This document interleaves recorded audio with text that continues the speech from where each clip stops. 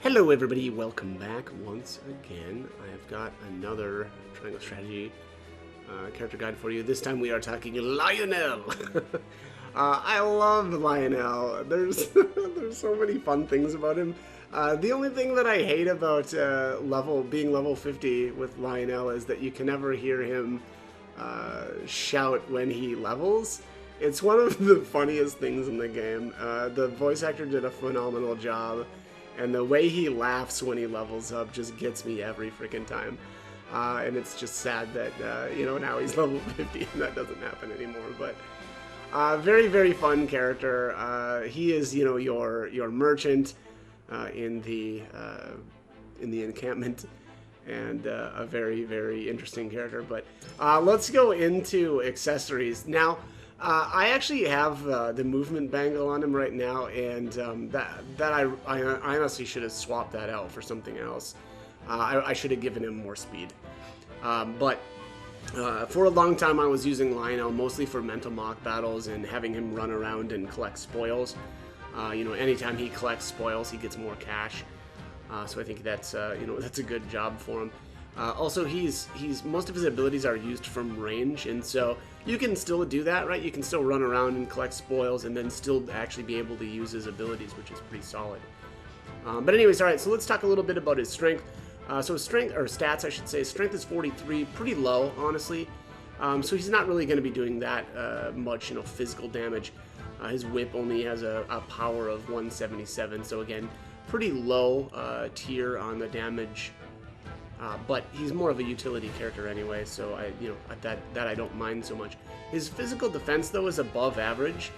It's a 58, so he actually is very, very tanky, which is very nice because he has the Ruffle Feathers ability, which says it's got a chance to infuriate a single enemy for 2 turns, meaning very similar to like Erador's taunt, Groma's as well, right, where any character that causes fury on another, that the victim will always try to use melee attacks on that character. So it's nice for him to have a little bit of extra defense, right, to actually deal with any enemies that might make it to him with that fury status. So magic attack, terrible. Unfortunately, that makes it so that he can't really use items effectively. Or I should say, ranged magic items like Firestone, Ice Stone, that sort of thing. But it is what it is. Magic defense, okay. Honestly, he's a little bit low. Again, it kind of goes along with my theory that in cases where a character's physical defense is better than the average, that means that their magic defense is a little bit lower. So. He kind of fits that theme as well, just slightly below average when it comes to magic defense. His luck is really high though, so that's kind of one of the things that starts to shine, right? He's going to be doing crits a little bit more often because of the high luck stat. His accuracy is okay, pretty average, nothing to be too impressed by, but also not horrible. And then speed. Speed, unfortunately, his speed is terrible. He is a 24. That is the lowest of, basically all of the characters. I mean, he's not the slowest, but basically 24 is where, the slower characters are. And there's quite a few characters that have a speed rating of 24. But my recommendation actually is to just boost up his speed. I only have an amulet on him. And I honestly, if I had extras, I would have given him 2 speed bracelets, just to, bump up his speed by, quite a lot. But that's my recommendation for him. He doesn't need defense, there's no, most of the stats at this point, especially at level 50, aren't worth trying to, fix. So, his magic defense, sure, it's a little bit low, but I wouldn't bother putting any sort of magic defense stuff on him. He stays safe enough where he just doesn't really need, that anyway.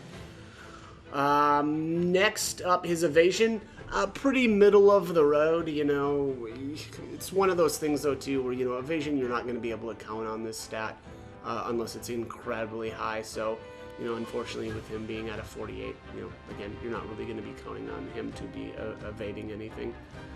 His jump is a 2, that's standard, most characters have a jump of 2, it's pretty rare that you're getting any better. Right now his movement is 5, but that's because I've got the movement bangle on him, which means his movement is 4, which, you know, again, pretty in line with the tanks in the game, where, you know, like Eridor has a 4. I think Flanagan's is a 4 as well. So again, you know, as you get tankier, your movement goes down, generally speaking. Yeah, I just, you know, I gave him the movement bangle again to pick up spoil, so, and that worked out okay. Alright, so let's talk his abilities. Charm. So it says lower enemies' physical defense and magic defense for 3 turns. Unfortunately, he has to be in melee range for this. So honestly, while it's cheap, I don't think I really used it that much because of the, you know, the melee range requirement. I just, you know, he's tanky, and so he can kind of afford to do this sometimes, but, you know, I would rather have him farther away and using other abilities. But it is a good debuff, you know, and you can kind of, well, you can wreck tank, you know, defenses. I mean, honestly, really, it's good for anybody, but, you know, on especially on a tankier character, though, being able to reduce their physical defense, you know, is going to work out well for you. And then, you know, reducing what they've probably already got really low magic defense, but cutting it down even more is very nice. But yeah, so that's Charm. I wish that you could do this from a farther or from farther away. Also, very weird to have the ability called Charm when in so many other games Charm means you know, the enemy fighting for you. In this game, they call it Temptation, and it's the best, in my opinion, status effect, hands down. It's amazing. And it's just kind of very funny that they don't call it Charm in this, they call it Temptation, and Charm does something very, very different. So maybe a little annoying, but hey, you know, that's what they went with, so fine. Alright, next up is Ruffle Feathers. So it says range 1 to 4. It says chance to infuriate a single enemy for 2 turns.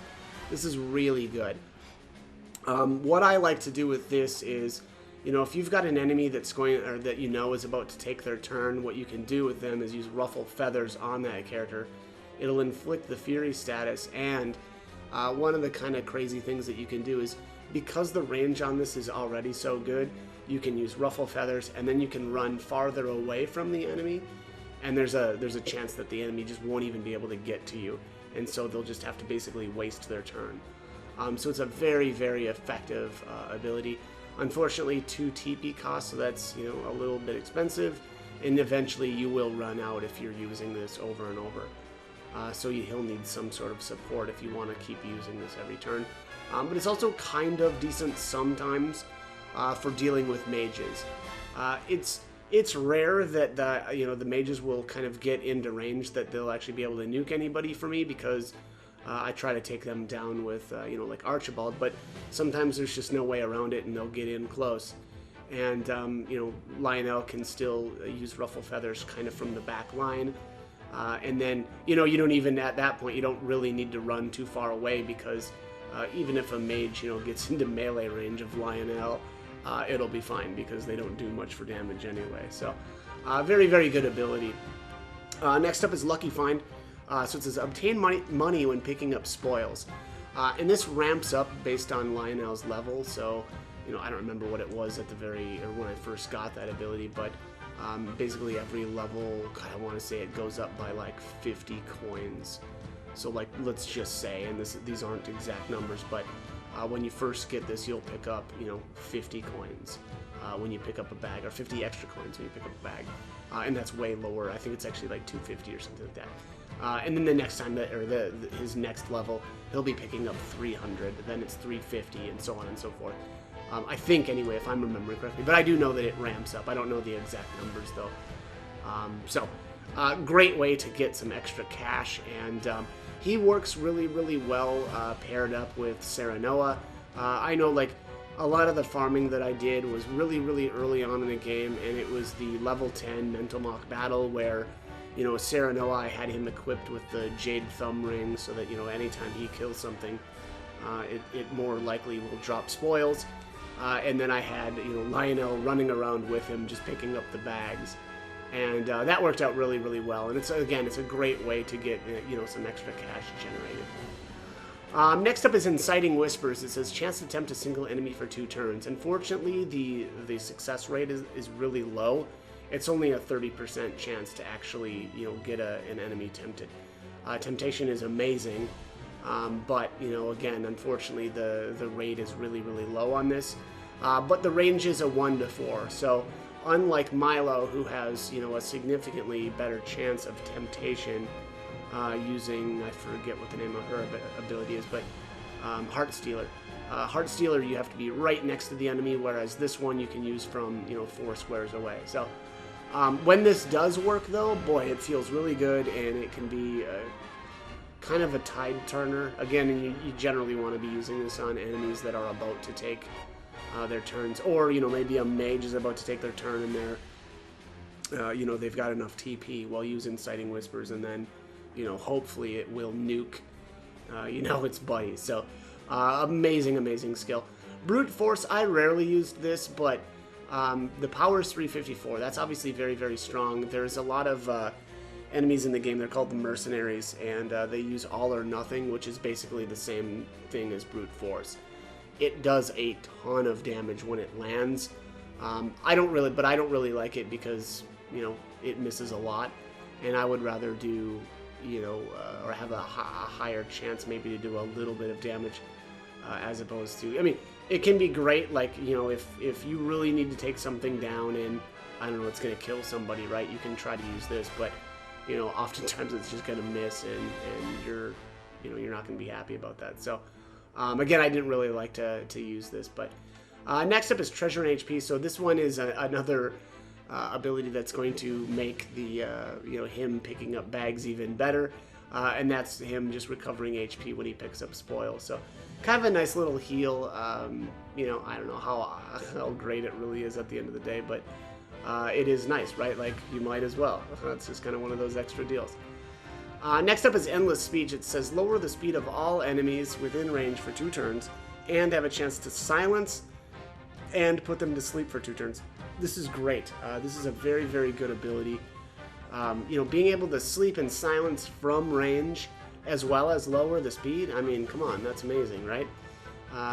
You know, 1 to 4 range, height, plus or minus 10. Very, very solid skill. I really, really like that one. But his best skill by far is actually Golden Opportunity. It says range 1 to 4, height, again, plus or minus 10. The power is 380. That's really, really strong. And it says throw your money at enemies to deal physical damage and tempt them for 1 turn. I think the cost on this goes up as you level, but don't quote me on that, because I just don't remember. And I never really used this early on, unfortunately, because I had no money to be using on this. But that said, it is phenomenal. It does a ton of damage, and 100% of the time, it tempts the enemies. So very, very similar to Milo's final ability as well, except this one does a bunch of damage as well. Unfortunately, though, for the damage, you have to pay the price of 7,500 coins. So, you know, that is very expensive, and you're not going to be able to use this a whole lot unless you've done a ton of extra farming and you've got the cash to literally throw around. I'm so witty. But yeah, I love this ability. It's fantastic. Let's give it a rip here. So I'm actually already in. This is Under the Gates, I think is the name of this one. Actually, let's move him over here, and we'll just use this. I mean, you can see, look how much damage this is going to do. I mean, these are level 50 enemies. Not only is it going to, like, annihilate these guys, but it's also going to tempt them. So just throw loads and loads of cash on them, and boom, everybody's tempted. Again, 100% success rate on the temptation. Let us try out. Let's see what you did there, you jerk. All right, so let's do a 2-fold on this will serve well. Let's also move here. Now what to do? Oh no, I can't tempt anybody from here? Sad. What if I go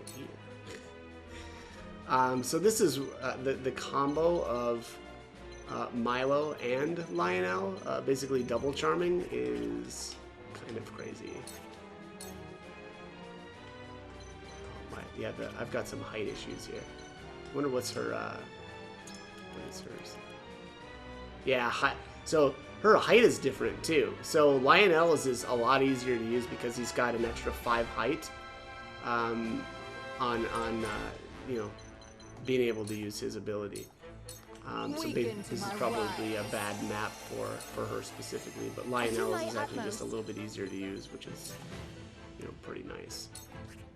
Let's do double items here. I'll do one more charm here with Lionel, and then we'll call it a day here. And then we'll go look at his weapon upgrades. But Medina, you know, obviously, as it always is the case, is a fantastic partner for these characters. Like Lionel, right? He's going to be, you know, using a ton of TP. Took that guy out. That guy's chopping up his buddy.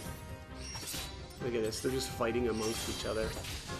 That guy's dead now. Oh man, just committing war crimes over here. Friendly fire, crap.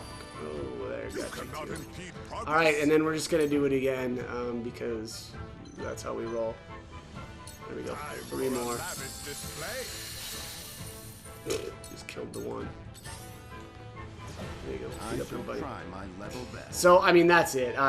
You get the idea, right? Use this combo, use Medina. Yulio is nice to have as well, but, and you know, you can do a double or a 2-fold turn with Benedict on Medina to even have her throwing out even more TP to these guys and keeping them going and charming things. As I said, Temptation is the biggest and best, I'm sorry, the most devastating status effect in the entire game. It makes enemies fight amongst each other, which means reduced damage for you. It means them doing your work for you. Absolutely phenomenal. And not to mention his ability to sleep and silence and actually slow enemies down from range with endless speech. Lionel is amazing. I'll be honest, I didn't give him enough credit. The cost, unfortunately, on his golden opportunity is a little bit high, again, because of I mean, I was just poor the entire game, basically. So, really, though, all I would have needed to do is farm a couple of, maybe a mental mock battle once or twice or something, and you know, so that I'd be able to afford to use that. But it's amazing. Golden Opportunity may literally be the best skill in the entire game, to be completely honest. The fact that it does so much damage and tempt, it's just too good. You know, again, I think I'm you know, willing to say that it is the best ability in the game. So that is it. Let's go take a look at his weapon abilities, and yeah, we'll talk a little bit more about Lionel and how good he is. I mean, if his amazing voice actor wasn't good enough, it's, you know, they gave him golden opportunity. All right, let's take a look here. Where is our boy Lionel? Lionel. All right, here he is. All right, so his first tier here, obviously another. You know, he's got weapon upgrade, which, you know, I don't really care about that. He's not really. I don't really use him to swing. HP. So assailing the afflicted increases damage dealt to enemies inflicted with status ailments. Then he's got accuracy and then luck. Probably I would start with accuracy. Then I would go with the assailing the afflicted. I'm sorry, no, not assailing the afflicted. Probably the health upgrade. Then the potency. Then the luck. Then I would finish with assailing the afflicted. You know, because this is so situational, where, you know, in order to get any extra damage out of this, they actually have to have status ailments, you know, on them. So that's how I would go. Again, accuracy, health, weapon potency, luck, then assailing the afflicted last. Next up, this tier obviously again is going to be a weapon upgrade, HP, and then you have to make a choice here, either increasing the effective charm or increasing the success rate of ruffle feathers. I went with the ruffle feathers.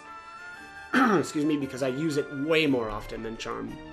It's an amazing ability, and again, it basically shuts down mages, you know, if they've got into range. I mean, you can shut down some melee characters as well, as long as, you know, you can kind of keep yourself in the back lines where the enemy actually can't get to you.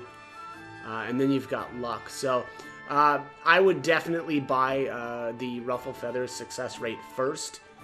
Then I would go with the HP, then the weapon damage, then I'd finish off with luck. As far as his final tier abilities, this is kind of up to you. Do you have enough money to be throwing at enemies using golden opportunities? Because if yes, buy that first. Then buy the weapon damage, then buy the luck upgrade last. That's at least my, my opinion. This ability is, again, it's the best ability in the game. So, that is my take on Lionel. Very fun character, very funny, and at the end of the game, if you've got enough money, extremely effective. So, as always, hope the guide was helpful, and thank you for watching.